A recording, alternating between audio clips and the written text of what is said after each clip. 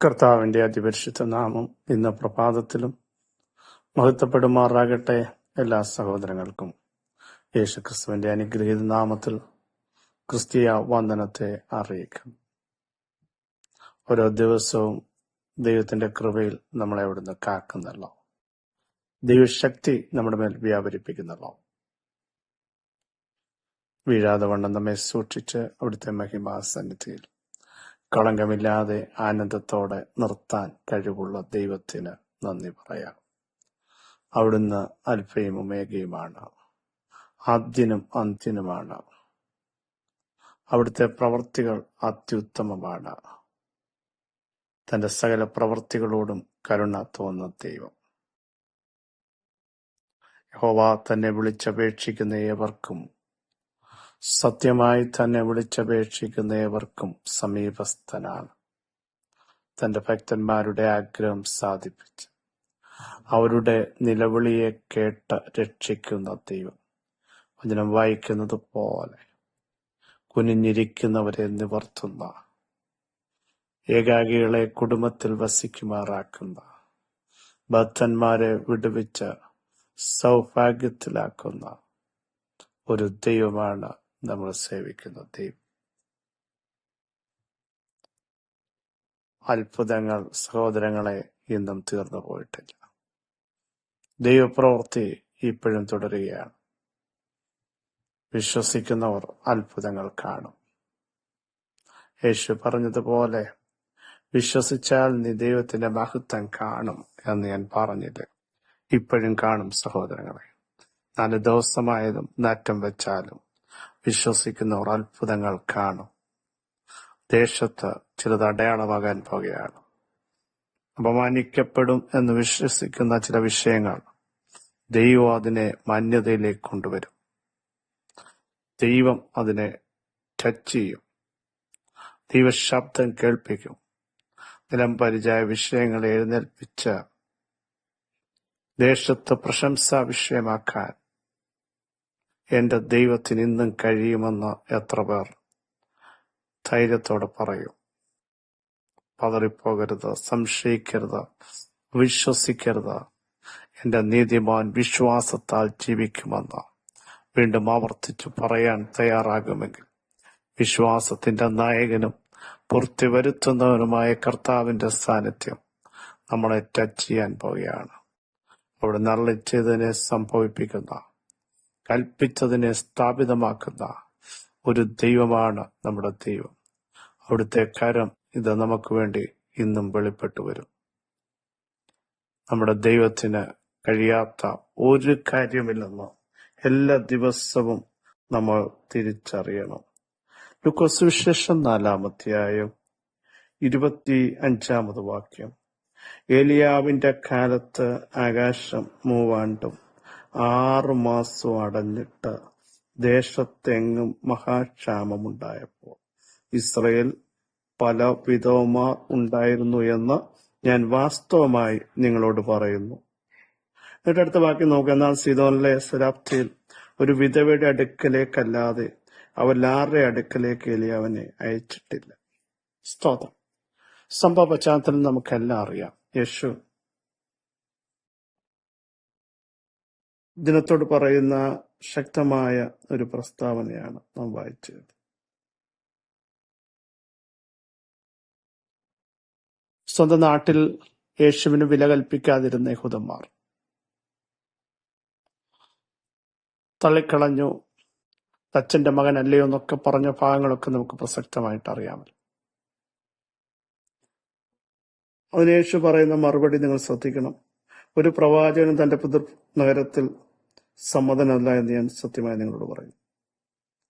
എന്നിട്ടാണ് പറയുന്നത്, ഏലിയാവിന്റെ കാലത്ത് ആകാശം 3.5 വർഷം അടഞ്ഞു, ദേശത്ത് മഹാക്ഷാമമുണ്ടായി. ദേശത്തൊക്കെ ക്ഷാമമുണ്ടായി. അതിന്റെ നടുവിൽ അടുത്ത ഭാഗം ശ്രദ്ധേയമാണ്. ഇസ്രയേൽ പല വിധവമാർ ഉണ്ടായിരുന്നെങ്കിലും എലിയാവെന്ന് പറഞ്ഞ പ്രവാചകനെ കെരീത്ത് തോട്ടിലെ വെള്ളം വറ്റിച്ചിട്ട് കാക്കയുടെ വരവ് നിർത്തിയിട്ട് അവിടുന്ന് എഴുന്നേൽപ്പിക്കുകയാണ്. ചില സന്ദർഭങ്ങളിൽ സഹോദരങ്ങളെ, ദൈവം നമ്മളെ എഴുന്നേൽപ്പിക്കുമ്പോൾ അതൊരു ദൈവിക നിയോഗമാണ്. ചിലതൊക്കെ അടയുമ്പോഴും അടയ്ക്കുമ്പോഴും ഓർത്തോണം, തകർക്കാനല്ല, തള്ളിക്കളയാനല്ല, പതറിപ്പോകേണ്ടതിനല്ല, മറിച്ച് ദൈവിക പ്ലാനുകൾ നമ്മുടെ ജീവിതത്തിൽ വെളിപ്പെട്ടു വരേണ്ടതിന്, ചില മരണങ്ങൾ മാറ്റേണ്ടതിന്, ചിലരെ ജീവനിലേക്ക് കൊണ്ടുവരേണ്ടതിന്, അപ്പോൾ തന്നെ നമ്മുടെയും പ്രശ്നങ്ങൾ പരിഹരിക്കേണ്ടതിന് ദൈവം മറ്റൊരിടത്ത് ചില പദ്ധതികൾ ഒരുക്കി വെച്ചിട്ടുണ്ട്. സ്തോത്രം. പ്രത്യക്ഷത്തിൽ കാണുമ്പോൾ ചിലത് അടഞ്ഞെന്നും എന്തുകൊണ്ടത് തീർന്നെന്നും ചിന്തിക്കാതെ, നമ്മുടെ വഴികളല്ല ദൈവത്തിന്റെ വഴികളെന്നും നമ്മുടെ ചിന്തകളല്ല ദൈവത്തിന്റെ ചിന്തകളെന്നും വ്യക്തമായി മനസ്സിലാക്കി ദൈവശബ്ദത്തിന് കാതോർത്ത് മുൻപോട്ടു പോകാൻ തയ്യാറായാൽ അത്ഭുതങ്ങൾ ഇന്നു പകൽ സംഭവിക്കും. ശ്രദ്ധേയമായ ഭാഗമാണ് നമ്മൾ ചിന്തിക്കുന്നത്. അങ്ങനെ സീദോനിലെ സരാപ്തയിൽ ഒരു വിധവയുടെ അടുക്കലേക്കല്ലാതെ അവരെല്ലാവരുടെ അടുക്കലേക്ക് എലിയ പ്രവാചകനെ അയച്ചില്ല. പിന്നെ കുഷ്ഠരോഗിയുടെ കാര്യം പറയുന്നു, നയമാന്റെ അടുക്കലേക്കല്ലാതെ. അപ്പൊ ഈ സരാപ്തയിലേക്ക്, സിദോനിൽ നമുക്കറിയാം ഇസബലിന്റെ നാടാണ്. അവിടെ ആ വ്യാപാരങ്ങളെ തകർക്കാൻ, ആ ദുഷ്ടസിംഹാസനങ്ങളുടെ വെല്ലുവിളികളുടെ മേൽ അധികാരം കൽപ്പിക്കാൻ ദൈവം ഒരു ഭക്തനെ മറ്റൊരിടത്തേക്ക് അയക്കുകയാണ്. കൊടികുത്തി വാഴുന്ന ചില ശക്തിയുടെ നടുവിലേക്ക് ദൈവം നിങ്ങളെ അയക്കുമ്പോൾ ചിലതിന് ജീവൻ വ്യാപരിക്കും, ചിലത് എഴുന്നേൽക്കും. നോക്കൂ, ആ വിധവ പറഞ്ഞ പ്രസ്താവന ശ്രദ്ധേയമാണ്. ഞാനും മകനും ഒരട ഉണ്ടാക്കി തിന്നിട്ട് മരിക്കാൻ തീരുമാനിച്ചിരിക്കുന്നു. മരണത്തെ ഫേസ് ചെയ്യാൻ പോയ ഒരു കുടുംബം അടുത്ത നിമിഷം എന്തും സംഭവിക്കുമെന്ന തലത്തിലേക്ക് കാര്യങ്ങൾ സംജാതമായപ്പോൾ അത് മറ്റാരും അറിഞ്ഞില്ല കേട്ടോ. അടുത്തുള്ള പല വിധവാർക്കത് മനസ്സിലായില്ല, ചർച്ചക്കാർക്കും മനസ്സിലാവില്ല നമ്മുടെ ആഴമായ വിഷയങ്ങൾ. നമ്മുടെ അകത്ത് വിങ്ങി നിൽക്കുന്ന പരാജയത്തിലേക്ക് നീങ്ങുന്ന സബ്ജക്റ്റ്, നിരാശ അകത്ത് വന്ന വിഷയം, ഇനിയൊന്നും നടക്കത്തില്ല, കാണത്തില്ലെന്ന് പറഞ്ഞ് തല കുനിക്കപ്പെടുന്ന അവസ്ഥകൾ. പക്ഷെ ഇത് ദൈവം കണ്ടു. ദൈവം ഒരുവനെ എഴുന്നേൽപ്പിക്കുകയാണ്. ആ ഭക്തൻ പറഞ്ഞ അങ്ങനല്ല,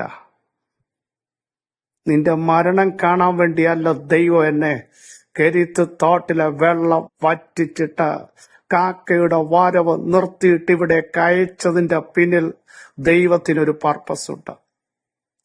ആ വിധവയോട് പറഞ്ഞ കാര്യം നിനക്കറിയാം, നീ ആദ്യത്തെ അട ഉണ്ടാക്കിക്കൊണ്ടുവരിക. അവൾ പറഞ്ഞു, ഞാനും മകനും തിന്നിട്ടും. പക്ഷേ ദൈവഭക്തന്റെ വാക്കിന് അവൾ അനുസരിക്കാൻ തയ്യാറായി. ദൈവിക നിയോഗങ്ങൾ അനുസരിക്കാൻ തയ്യാറായാൽ നീ ഹൃദയത്തിൽ പറയുന്ന, ജീവിക്കാൻ പറ്റില്ലെന്ന് പറയുന്ന, നടക്കാൻ പറ്റില്ലെന്ന് പറയുന്ന, കാണാൻ പറ്റില്ലെന്ന് പറയുന്ന, ഇവിടെ ഞങ്ങളുടെ എൻഡാണെന്ന് പറയുന്ന ചില വിഷയങ്ങളെ ദൈവം എഴുന്നേൽപ്പിക്കാൻ പോകുന്നു, ദൈവം ജീവിപ്പിക്കാൻ പോകുന്നു, ദേശത്ത് ഒരു വലിയ അടയാളമാക്കി മാറ്റാൻ പോകുന്നു. ആരും അറിയാതെ നീ എടുക്കുന്ന ചില സ്റ്റെപ്പുകൾ, നീ ഹൃദയത്തിൽ ചിന്തിച്ച ചില ചിന്തകൾ, ചില വിചാരങ്ങൾ, സമ്മർദ്ദങ്ങളുടെ നടുവിൽ എടുത്ത ചില തീരുമാനങ്ങൾ, അതിനെ തിരുത്താൻ ഇന്ന് പകൽ ദൈവിക ഇടപെടിയിൽ വരികയാണ്. യേശുവിന്റെ നാമത്തിൽ, യേശുവിന്റെ നാമത്തിൽ.